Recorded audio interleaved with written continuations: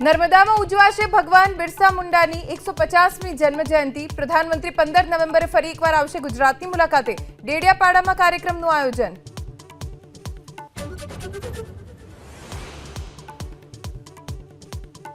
सहकारी नेता Dilip संघाणीनी social media पोस्टनी चारे तरफ चर्चा। दीकरीना निहापा लाग्या लखीने। संघाणीए करी एक्स पर पोस्ट। कई दीकरी निहापा कया मुद्दे तेने लई कोई उल्लेख नहीं।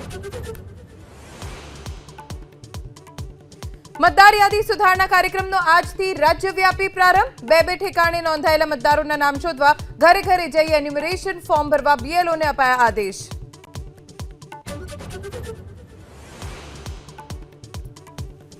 बनासकांठाना वडगामना जवाननी राजस्थानमां हत्या। ट्रेनमां चादर मांगवा बाबते कोच एटेन्डन्टे छरीथी कर्यो हुमलो।